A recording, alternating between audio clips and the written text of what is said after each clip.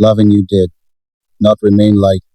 It grew weight, and I don't mean burden, I mean gravity, the kind that keeps planets from flying apart, the kind that anchors a soul to another without change, without force, only inevitability.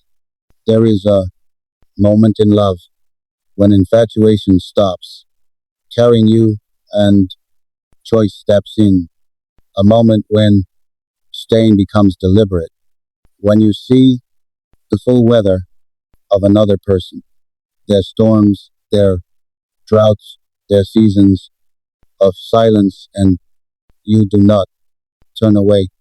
That is where I learned how much I love you. I learned it the first time your pain entered the room. Before you did, when your smile arrived late, tired, fraying at the edges. When I realized loving you would sometimes mean holding space instead of holding hands, I did not love you less. Then I loved you differently. I loved you with patience, with restraint, with the kind of tenderness that doesn't demand brightness.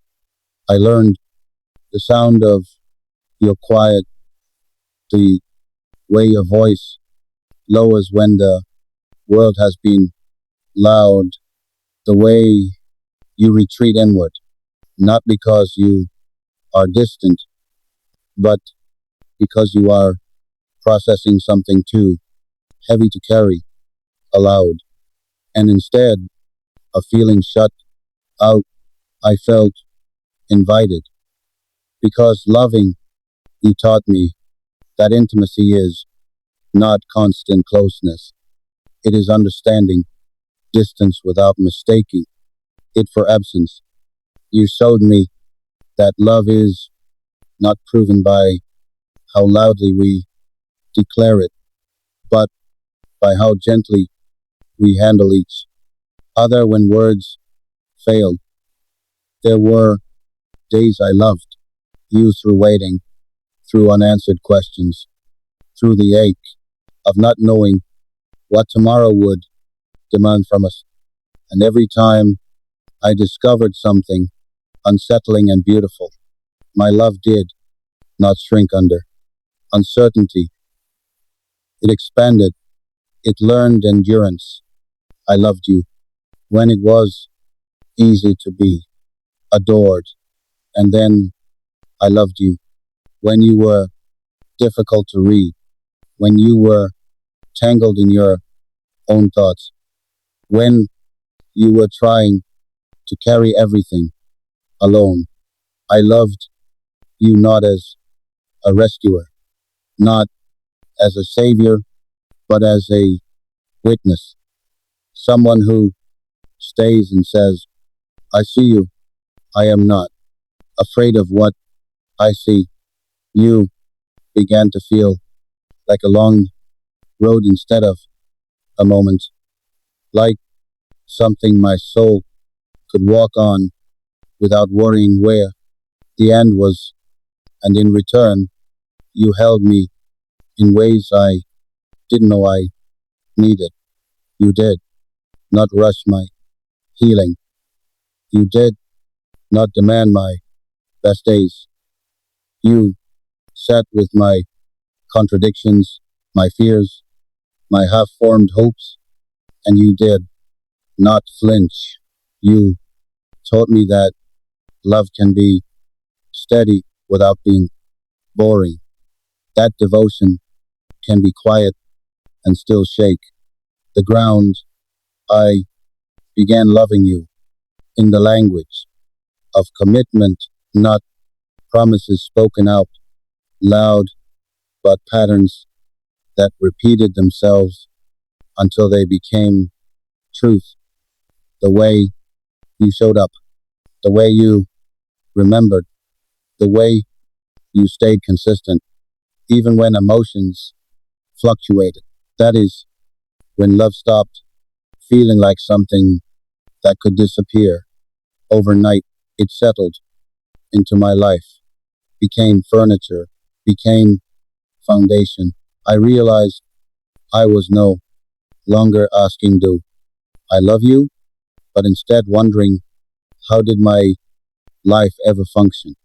Without this, you became the person I wanted to tell things to, not just the important things, but the small, almost meaningless details that somehow matter more. The stray thought, the passing observation, the moment that would dissolve if it weren't shared. And I knew then my love for you had crossed another threshold. It wasn't just emotion anymore, it was orientation. I moved through the world differently because you existed in it. My decisions bent subtly toward you. My future began factoring you in without conscious effort. Just when I thought my love had stabilized, found its final form, you went and deepened it again by staying, by choosing me on days when neither of us was extraordinary, by loving not the idea of us, but the practice of us. And I understood something quietly devastating. This love was no longer asking for fireworks, it was asking for time, and I was willing to give just when I think it's impossible to love you more than I already do. You go and prove me wrong, not loudly, not with spectacle, but in the quiet ways that rearrange the bones of my life. You do it in the pauses, in the spaces between words, in the way my heart learns new shapes just to hold you.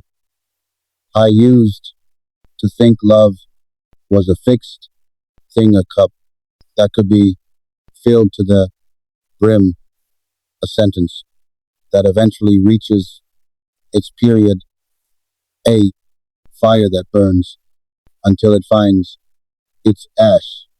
But loving you taught me that love is not a container, it is a horizon. No matter how far I walk toward it, it steps back wide eyed, endless, inviting me again.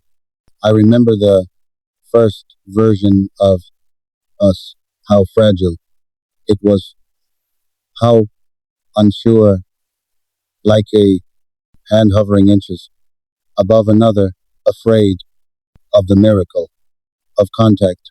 I loved you then with a careful heart, as if love were glass, and I might shatter it by holding it too tightly.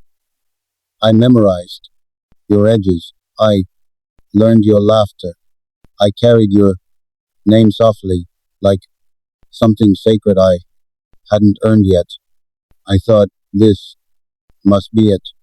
This must be the maximum. Surely my chest cannot open any wider without